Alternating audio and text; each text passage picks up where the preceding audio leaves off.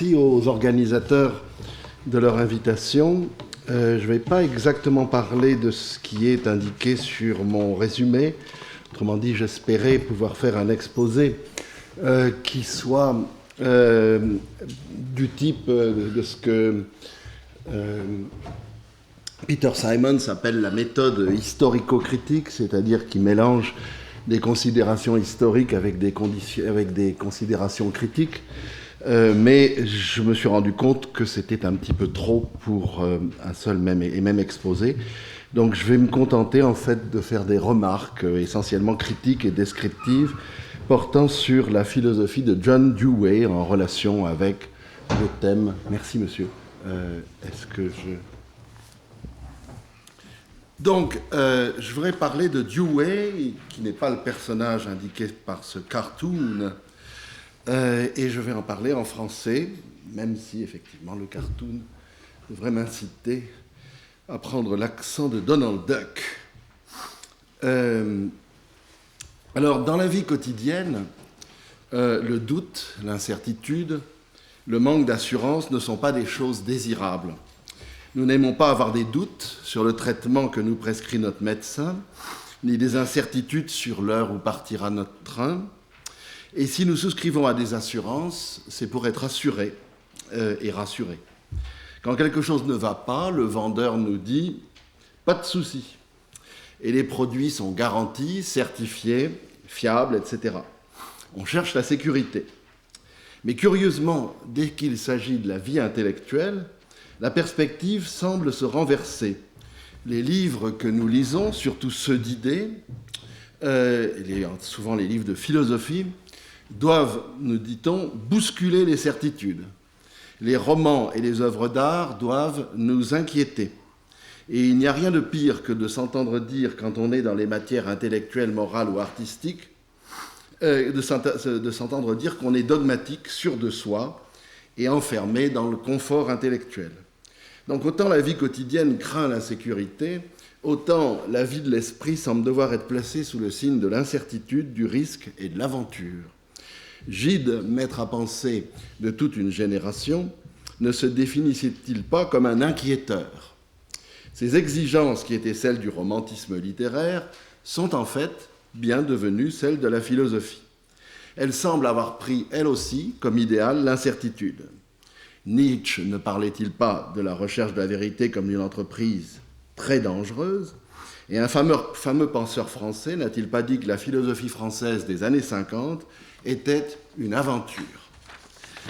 Il n'est donc pas totalement étonnant que John Dewey, qui critiqua l'idéal de certitude en philosophie et prôna une philosophie de l'expérience radicale, soit devenu un héros de notre temps.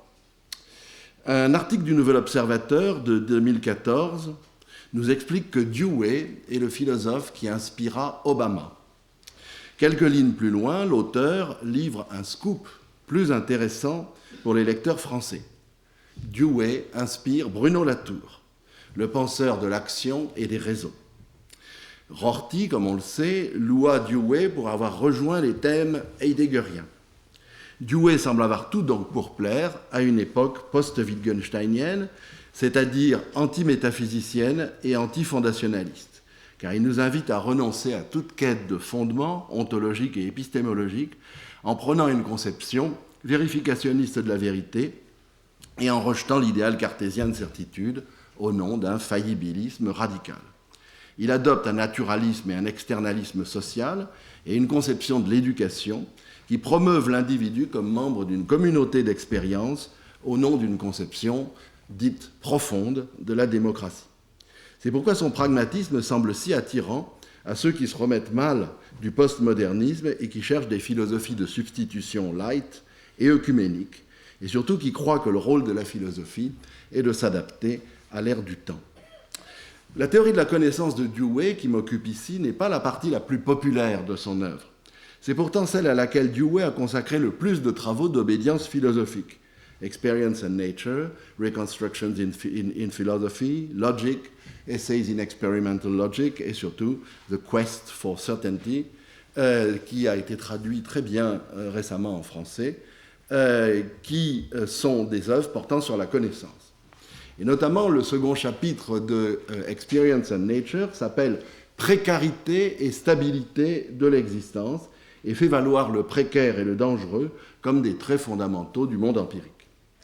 Alors, comme on le sait aussi, de son vivant, Dewey fut le philosophe américain le plus influent, et dans une très large mesure, il incarna la philosophie américaine. Mais il subit de la part des philosophes anglais, et de Russell en particulier, des critiques très dures. Russell s'était déjà attaqué au pragmatisme de James dans ses essais philosophiques de 1905, et lorsqu'en 1940, il eut l'occasion d'écrire dans la Library of Living Philosophers sur Dewey, il lança une attaque dont je vais parler dans un instant et que je vais essentiellement citer. Il revint là-dessus dans son Inquiry into Meaning and Truth, où il attaque la conception vérificationniste de la vérité de Dewey, sa théorie de l'enquête et de la science. Dans les années 50, quand la philosophie analytique et le positivisme logique devinrent influents aux États-Unis, l'étoile de Dewey pâlit. Mais elle a recommencé à briller depuis quelques décennies, depuis que, comme on sait, les dogmes positivistes et analytiques furent eux aussi battus en brèche. Là, par exemple, la distinction de l'analytique et du synthétique, du fait et de la valeur, la critique du donné et de son mythe, soi-disant, et surtout le fondationalisme en épistémologie. Donc ce que je vais faire ici, c'est simplement essayer de présenter ces thèses deweyennes et de les situer par rapport aux problématiques contemporaines en épistémologie. Je ne ferai pas, comme je l'ai prétendu faire dans mon descriptif, de défense de la conception de la certitude, mais je pense qu'il y aura dans ce colloque suffisamment d'exposés pour prendre la défense de la thèse pour laquelle j'ai moi-même le plus de sympathie, c'est-à-dire l'anti-faillibilisme et l'anti-pragmatisme en épistémologie. Une bonne partie d'ailleurs de ce que je dis pourrait s'appliquer à Peirce, même on peut considérer que Peirce est une sorte de Dewey riche, Dewey étant un Peirce pauvre. Alors, essayons de décrire quelques-unes des thèses de Dewey d'abord. Je ne peux pas, évidemment, pas me lancer dans quelque chose de trop... Donc je parlerai d'abord des thèses de Dewey en épistémologie, je parlerai de la critique de Russell, je dirai quelques mots de la notion de sécurité et de certitude. J'essaierai, juste sur le bord du précipice, de sauver Dewey, mais finalement je suggérerai qu'il ne l'est pas. Alors, on sait que les thèses principales de Dewey sont tout d'abord un faillibilisme intégral. Là où le cartésien cherche à fonder la connaissance sur des bases absolument certaines, la marque de la certitude étant l'évidence et l'intuition, l'anti-intellectualiste, comme Dewey aime à s'appeler, ou l'instrumentaliste, c'est d'autres termes par lesquels il a défini sa philosophie, même si par la fin il a souhaité s'en démarquer un peu parce que ça avait peut-être des connotations non désirables, comme on va voir dans la critique de Russell. Donc l'anti-intellectualiste, qui s'oppose au cartésien, soutient que toutes les croyances sont faillibles et corrigibles. On va voir la différence entre les deux tout à l'heure. En conséquence, la tâche de l'épistémologie n'est pas de donner une analyse des conditions de la connaissance certaine, mais de donner une analyse de la croyance rationnelle et garantie. L'idéal de certitude absolue est vide, tout comme celui de la vérité, qui doit se définir comme l'assertabilité garantie. La théorie de la connaissance ne porte pas sur les conditions de la connaissance, mais sur celles de l'enquête. Et donc, Dewey entend remplacer la notion de connaissance par celle d'enquête. Si bien que lorsqu'il parle de connaissance dans le livre sur la quête de la certitude, en réalité, il ne parle pas tellement de la connaissance, et c'est un peu un des points que je voudrais mettre en avant. Il parle de l'enquête. Et l'enquête, ce n'est pas tout à fait la même chose que la connaissance. Évidemment, l'enquête est supposée vous donner des connaissances, parce que lorsque Sherlock Holmes fait une enquête, à la fin, en principe, il est supposé trouver le coupable. Mais quand on lit les descriptions que donne Dewey de l'enquête, on a un peu l'impression que l'enquête est une sorte d'enquête sans fin qui pourrait ne jamais trouver son point d'aboutissement. Donc l'enquête n'est pas définie par Dewey comme la recherche de la vérité, et la vérité n'est pas le but de l'enquête. elle est définie en réalité par ce qui est instrumentalement bon. Alors, je vais prendre la traduction de Joël Zask dans l'édition de Gallimard qui est parue il y a 2 ans, de La quête de la certitude.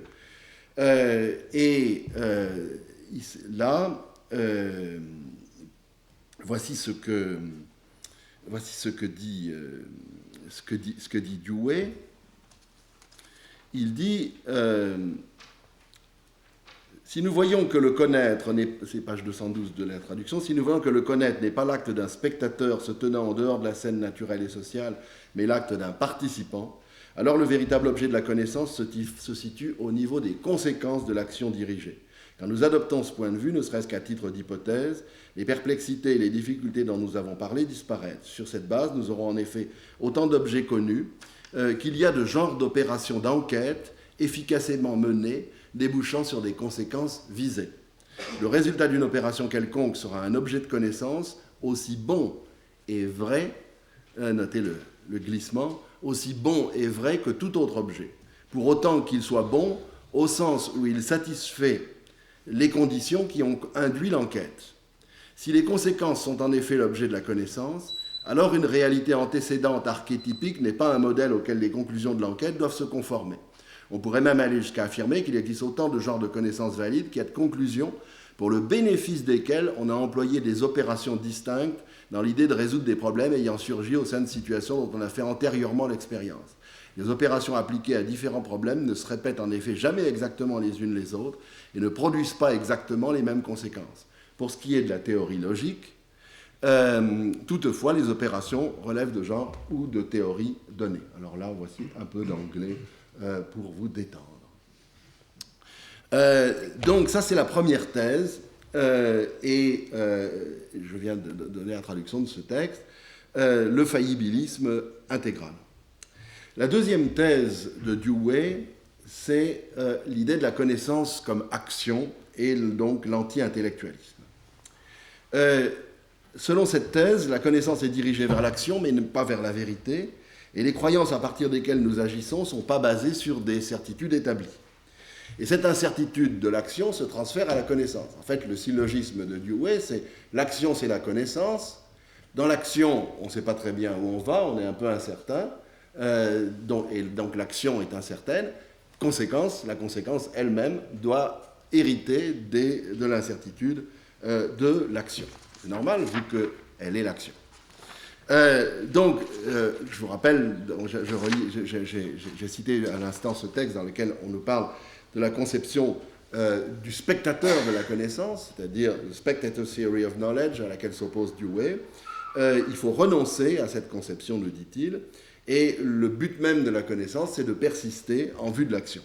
En fait, comme je viens de le dire, la connaissance est elle-même une forme d'action, et c'est pour ça que Dewey insiste sur le fait qu'à la place de la connaissance, on va mettre la méthode. Et la méthode, c'est ce qui sert en fait à obtenir les connaissances. On va voir par exemple ce qu'il dit, page 216, c'est toujours dans le même chapitre que je cite beaucoup, la naturalisation de l'intelligence. Page 216 de la traduction, les propos pourraient sembler étranges, mais il faut y voir qu'une manière de dire que la valeur de toute conclusion cognitive dépend de la méthode grâce à laquelle on l'atteint, de sorte que le perfectionnement de la méthode de l'intelligence est la chose qui vaut suprêmement. Et ainsi de suite. Je ne vais pas citer tout le texte, mais c'est important de parler de la méthode parce que, précisément, les philosophes infaillibilistes, ceux qui s'opposent à Dewey, et dont je vais parler dans un instant, qui disent que c'est la garantie qui crée la vérité, utilisent aussi cette notion de méthode. Mais pour Dewey, la méthode, en quelque sorte, elle est comme les chemins de Heidegger, elle mène nulle part. Sinon à des résultats, effectivement, qui sont socialement efficaces. Alors ça, c'est la troisième thèse principale de Dewey, c'est la connaissance comme expérience d'un organisme social. Le sujet de la connaissance n'est ni un sujet, ni un objet, c'est un organisme, un être sentant et incarné, embodied, s'il vous plaît, susceptible d'expérience. C'est en outre un sujet social et non pas un sujet individuel. Ce sujet est essentiellement impliqué dans un monde technique à travers des artefacts et des instruments cognitifs. Alors, il y a 3 sortes de conséquences qui suivent de ces principes trois principes deweyens.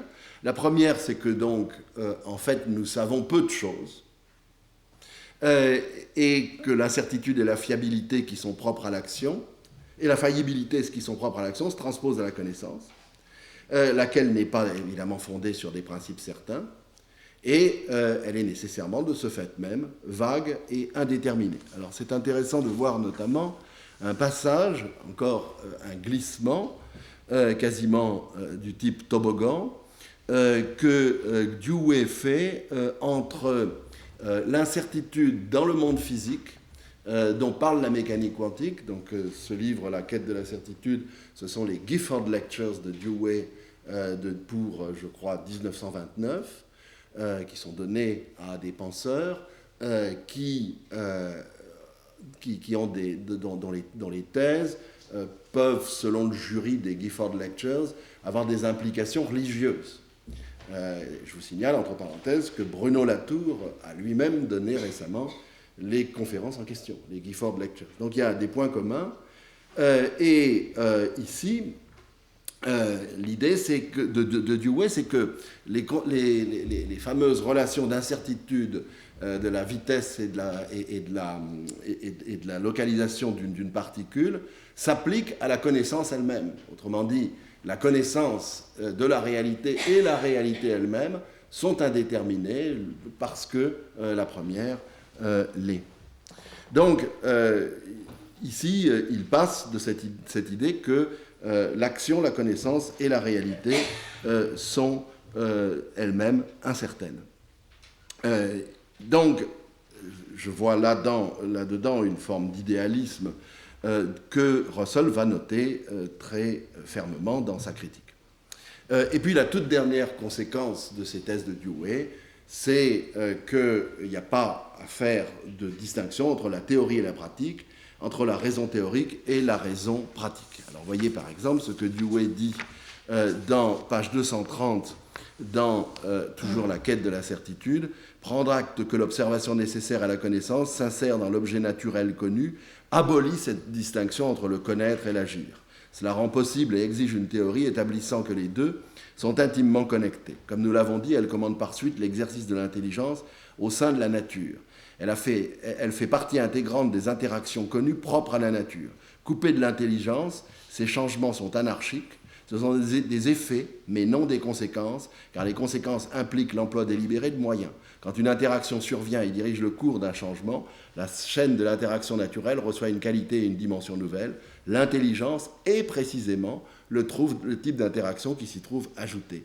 L'activité intelligente de l'homme n'est pas quelque chose qu'on applique de l'extérieur de la nature, c'est la nature réalisant ses propres potentialités, à la faveur d'une série plus foisonnante et plus riche d'événements.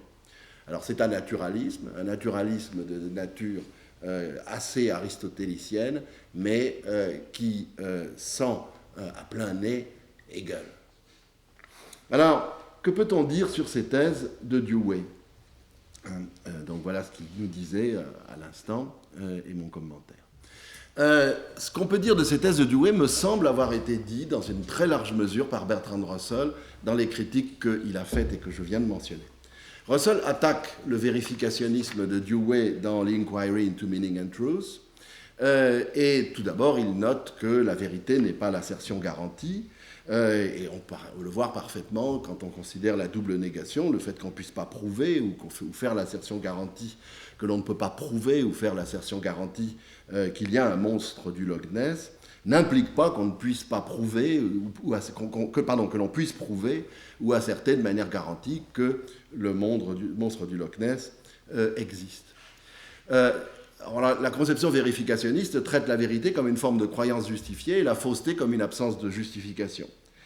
Et donc, elle confond, nous dit Russell, ça c'est une constante de toutes ces analyses de la vérité, aussi bien de celle de James dans les années 1900 que de celle de Dewey quelques 50 ans plus tard, on confond le critère et le test de la vérité d'une part avec la définition ou la signification de la vérité. Russell illustre ce cas avec celui de la surprise. Voici ce qu'il nous dit.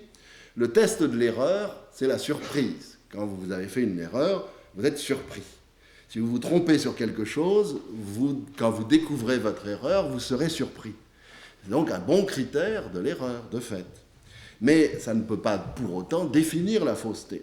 Supposez, nous dit Russell, que vous vous promeniez dans la forêt pendant un orage et que vous vous disiez je n'ai aucun risque d'être frappé par la foudre. Mais voilà en fait que vous êtes frappé par la foudre.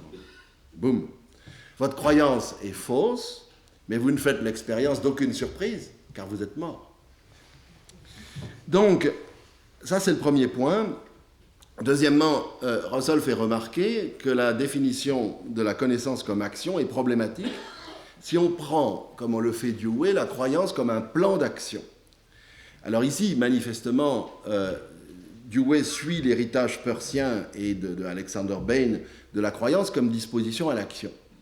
Maintenant, et évidemment c'est un énorme chapitre à ouvrir dans la philosophie contemporaine, et je ne fais que simplement juste mouiller mon doigt sur une des pages, s'il est clair que les croyances font certainement partie de plans d'action, est-ce qu'on peut définir uniquement l'action comme un plan, la croyance comme un plan d'action ou une disposition à agir?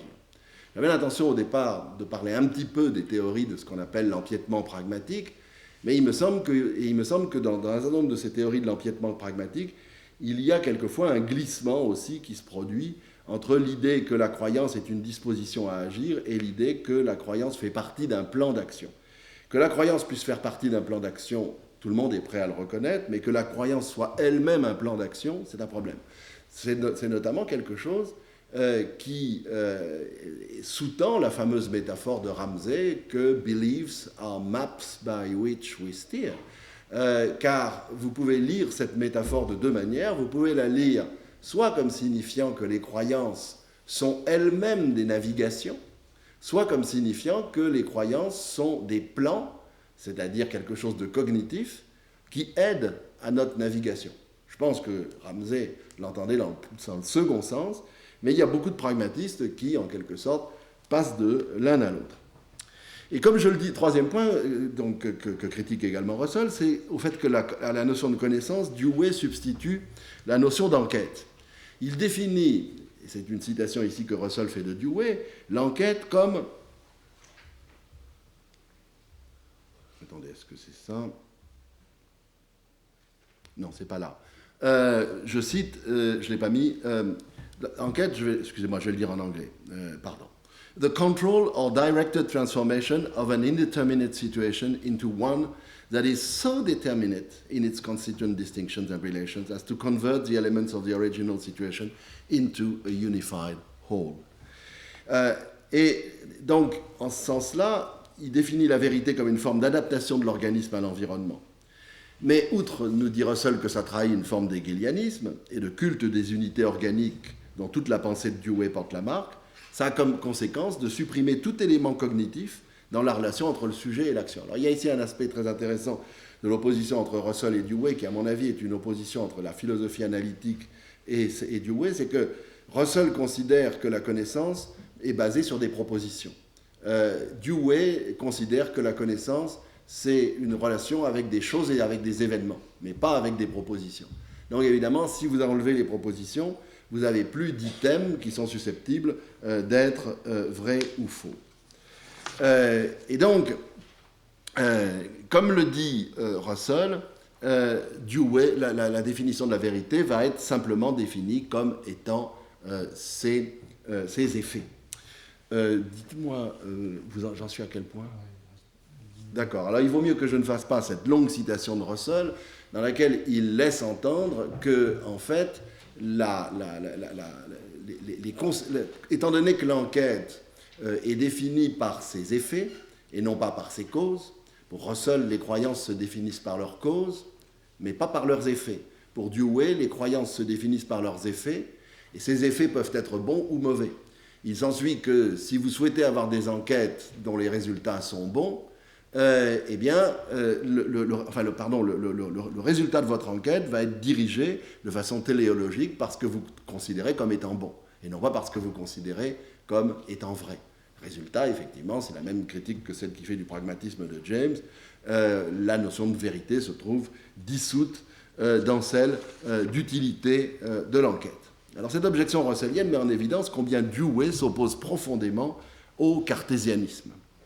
Un cartésien comme Russell, ou comme les philosophes réalistes d'Oxford, qui, dans l'autre centre britannique, étaient eux aussi cartésiens dans les années 20-30, à savoir Cook-Wilson, plutôt Cook-Wilson c'était les années 10, et H.A. Pritchard, ne pas confondre avec Duncan Pritchard, ces cartésiens opposaient fortement croyance et connaissance.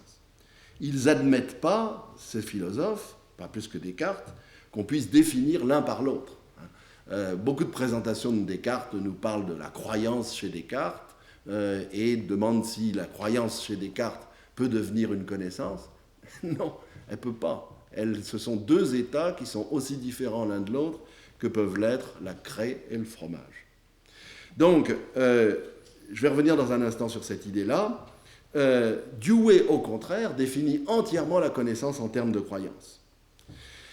Maintenant, mais même si l'opposition de Dewey au cartésianisme est radicale, vous devez noter aussi que les cartésiens, qu'ils soient de l'espèce rationaliste comme Descartes lui-même, et en principe ce qu'on appelle les grands cartésiens, ou de l'espèce empiriste comme les empiristes classiques, ils n'ont néanmoins pas de vrai désaccord avec Dewey sur le fait qu'on sait finalement très peu de choses.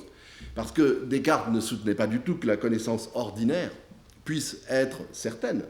Au contraire, il soutenait que les croyances de sens commun ne pouvaient pas servir de base à la connaissance. Et en ce sens-là, Descartes s'oppose totalement aux philosophes du sens commun de la génération suivante. Il opposait la croyance à la vera scientia, seule susceptible de certitude. Donc selon Descartes, seul ce qui est le produit de l'évidence des idées claires et distinctes et de l'intuition des vérités nécessaires est connu. Le reste n'est que probable. De même pour les empiristes classiques, seul ce qui est l'objet immédiat de la sensation ou de la réflexion est connu.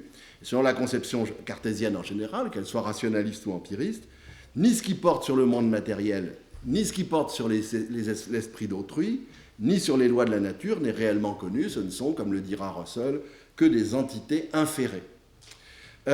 Et donc il s'ensuit que presque tout ce qui relève des intérêts pratiques est également soumis à l'incertitude. Donc je voudrais rapidement indiquer en quoi ces thèmes deweyens s'opposent à l'orientation récente de l'épistémologie.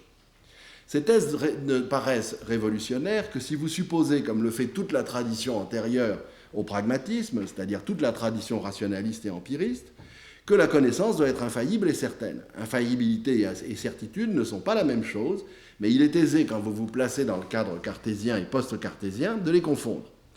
Sans entrer ici dans les subtilités de la notion d'infaillibilité, que je laisse aux autres exposer, on peut dire que l'infaillibilité est pour la connaissance l'impossibilité de se tromper ou la garantie du vrai.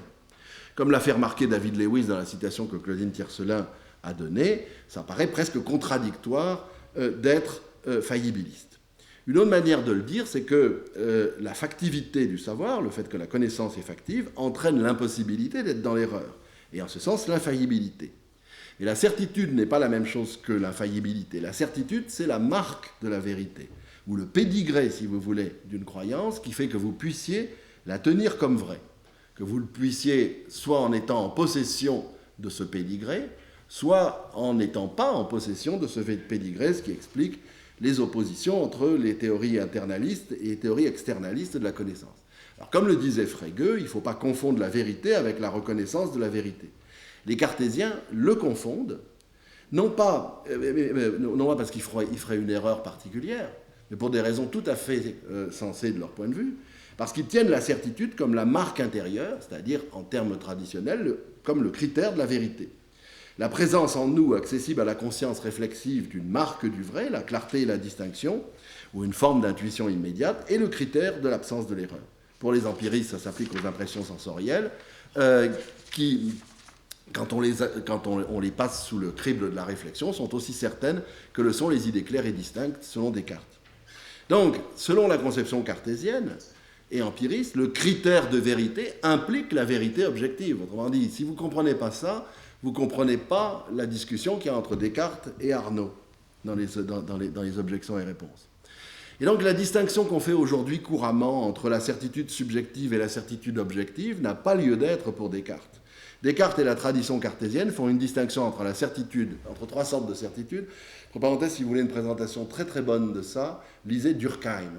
Durkheim a été professeur de philosophie en classe terminale à Sens, au lycée de Sens, et on trouve sur Internet ses cours de philosophie. Et il a un cours qui s'intitule « Certitude et vérité ». Et traduisant Descartes et à toute une tradition de la philosophie cartésienne, Durkheim nous dit qu'il y a une distinction entre trois sortes de certitudes. La certitude mathématique, celle qui relève de la preuve, comme la certitude logique, le fait de pouvoir prouver par une démonstration a priori une proposition. La certitude physique, qui est en fait ce que l'on appelle habituellement la certitude subjective, la certitude qui est donnée par l'évidence. Et donc, par exemple, le cogito est l'objet d'une certitude physique. Ça paraît bizarre de dire que c'est ça, mais ça plaira certainement beaucoup à ceux qui aiment la cognition incarnée. Et la dernière sorte de certitude, c'est la certitude morale. La certitude morale, c'est la certitude qui est propre uniquement à ce qui se passe dans l'action. Et c'est assez intéressant de voir, justement, et ceci est le lien avec les conférences Gifford, que Dewey abandonne la certitude physique, il abandonne la certitude mathématique, tout comme Peirce, comme Claudine Tiercelin le disait, mais il garde la certitude morale. Alors, et donc il rejoint ainsi, en ce sens-là, le philosophe français peut-être le plus ignoré et le plus oublié de notre temps, Léon Aulé-Laprune, auteur de la certitude morale, dans lequel il explique, à l'instar du cardinal Newman, que la seule vraie certitude qu'il nous reste, c'est celle de la foi, c'est la certitude fidéiste. Et donc, en rejetant la conception cartésienne selon laquelle la garantie des idées et la certitude du sujet connaissant impliquent la vérité, Dewey adopte, à la suite de Peirce, la conception de la connaissance qui va devenir dominante au XXe siècle, celle selon laquelle la garantie de la vérité, ou ce que l'on appelle dans l'épistémologie anglo-américaine la justification, n'implique pas la vérité. Il renonce ainsi à ce qu'on appelle en termes contemporains la conception infaillibiliste de la connaissance. Alors, comme l'a montré Julien Dutemps dans un article remarquable de l'année dernière, la principale raison pour laquelle les philosophes à partir du XVIIIe siècle, en gros depuis la philosophie du sens commun de Claude Buffier et de Thomas Reid, reprise par les idéologues et Victor Cousin, la raison principale pour laquelle ces philosophes ont renoncé à la conception infaillibiliste, c'est qu'elle introduit la menace sceptique comme le loup dans la bergerie. Et Dewey formule explicitement cette critique. Alors là, je ne vais pas donner le passage, mais voyez page 208 de la quête de la certitude, où il nous dit qu'il est, lui, le meilleur rempart contre le scepticisme. Alors c'est une leçon, comme on le sait, qui est aussi celle du problème de Guettier, et on peut évidemment, Dutemps le fait, traduire la problématique de Dewey et du pragmatisme en termes Guettier. Alors je reproche essentiellement à Dutemps, dans son histoire qu'il a faite en quelque sorte, de la préhistoire du problème de Guettier, de ne pas dire un mot de Peirce, du pragmatisme, finalement pas non plus de Reid, et donc de laisser un pan complet de cette histoire sous le boisseau. Donc, Dewey, quant à lui, en termes guettiériens, assimile la croyance justifiée à l'assertion garantie, ou plus exactement à l'enquête validée. Mais il n'admet pas que l'enquête validée entraîne la vérité, comme on l'a vu. Il est donc faillibiliste exactement au sens où Dewey montre que l'on doit l'être, au sens où le fait d'avoir des croyances justifiées n'implique pas qu'on ait des croyances vraies. Autrement dit, Dewey, c'est Guettier. Il montre qu'on peut séparer la vérité et la justification, sauf qu'il appelle justification l'assertabilité garantie. Alors évidemment, le problème dans cette affaire, c'est que Dewey... le problème de Guettier ne se pose pas dans le contexte d'une conception faillibiliste. Disons que tout le monde en tire une conséquence faillibiliste, mais le problème de Guettier, les philosophes ont cherché à y répondre en devenant non faillibilistes, en devenant infaillibilistes, c'est-à-dire en cherchant à la place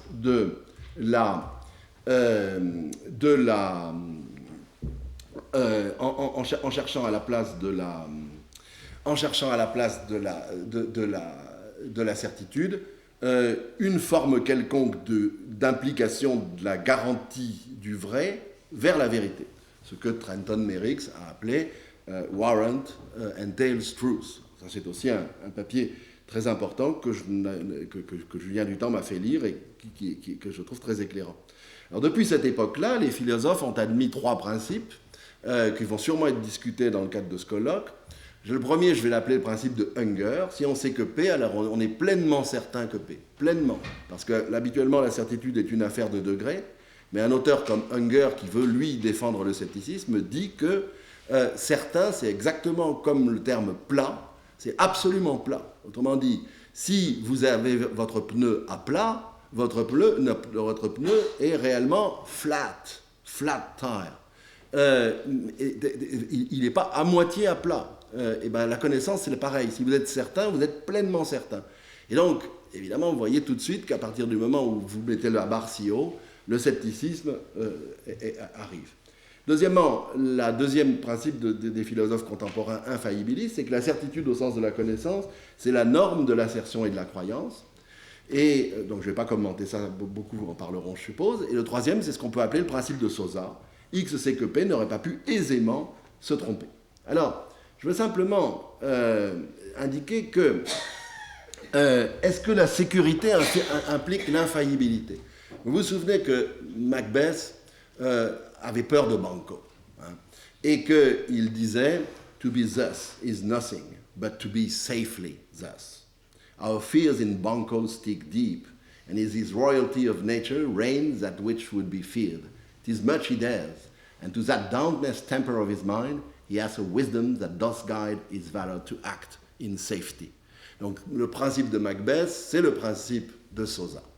Le problème, c'est, est-ce que pour autant Dewey est coupable des maux que Russell ou un certain nombre d'autres philosophes peuvent nous avoir donnés? Est-ce qu'on n'a pas été injuste envers Dewey? Bon, je vais aller très vite ici. Je voudrais simplement faire remarquer 2 choses. On peut, avec... est-ce que j'ai ici mon... Non, je n'ai pas ici ce texte.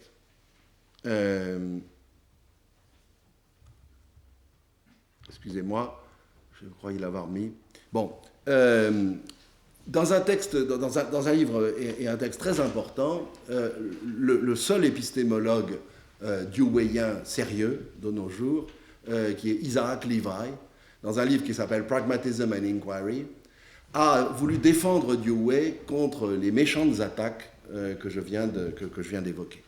Il nous dit qu'il ne faut pas confondre l'incorrigibilité avec la faillibilité. Et dans une certaine mesure, c'est ce que a soutenu Claudine Tiercelin. Ce n'est pas parce qu'on a une conception de l'enquête comme en permanence ouverte que pour autant, il n'y a pas des croyances que nous considérons comme étant une possibilité sérieuse et des croyances que nous maintenons comme si elles étaient des connaissances. Autrement dit, des croyances qui nous permettent de rester relativement stables. Si vous défendez les conceptions comme celle de Rorty, l'image de la connaissance que nous avons est celle d'une espèce de sable mouvant permanent, où on est certain de rien et où on est un peu comme Macbeth, toujours en train de se demander s'il n'y a pas, si on ne va pas être... si le poignard qu'on a ne va pas nous tomber des mains, etc. Mais, donc, Levi dit, non, c'est pas comme ça qu'il faut comprendre Dewey. Il faut comprendre Dewey comme ayant défendu une certaine forme, peut-être, de sécurité. Et le terme de sécurité intervient dans la quête de la certitude. C'est ce que Dewey traduit par la notion de contrôle. Pour les Peirciens, pour les pragmatistes, il y a quelque chose comme du contrôle. Maintenant, est-ce que le contrôle est contrôlé? Est-ce qu'il n'est pas lui-même out of control, pour reprendre les termes de Mick Jagger? Eh bien, est-ce que, justement, il y a ce problème-là? Alors, il me semble que on a peut-être été injuste envers Dewey en ne faisant pas cette distinction, c'était ça la slide que je voulais, la distinction entre corrigibilité, c'est quelque chose qui est ouvert à la modification, et la faillibilité. Alors, la définition deweyenne que donne Isaac Levi, c'est que la connaissance, c'est la certitude, mais la certitude au plus haut degré. C'est-à-dire, la connaissance, c'est ce qu'il appelle full belief.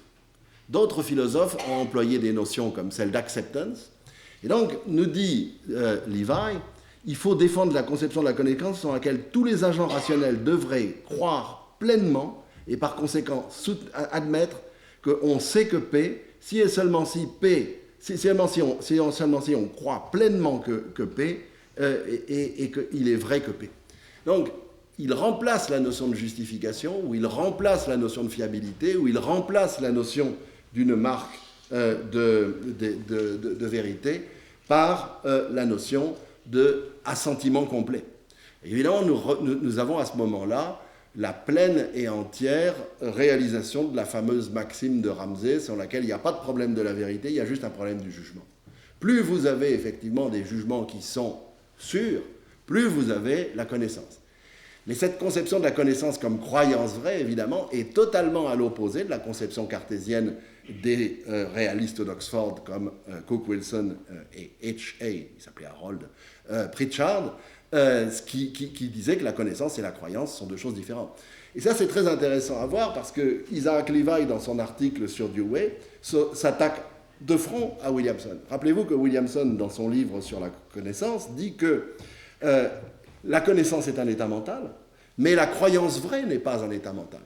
Or, de Isaac Levi découle toute la tradition très vivante aujourd'hui de ce que l'on appelle la théorie des changements de croyance. Les conceptions qui sont défendues par les Peter Gardenfors, par Hans Roth, par Erik Olson et par toute cette tradition scandinavo-germanique, ou par Wolfgang Spohn, qui défendent l'idée qu'on a juste besoin d'une théorie de la croyance vraie. Alors évidemment, il y a beaucoup de gens qui ont été extrêmement ébouriffés par la définition de la connaissance comme croyance vraie de Crispin Sartwell, qui est un maverick américain qui a défendu cette idée-là. Mais en fait, si on y regarde de près, c'est cette... Mais alors, donc, ça veut dire effectivement qu'il faut abandonner l'idée que la connaissance est un état mental, et il faut abandonner cette forme de cartésianisme. Alors, j'aurais voulu montrer, si j'avais eu du temps, qu'il ne faut pas l'abandonner, cette forme de cartésianisme, mais je n'ai pas le temps.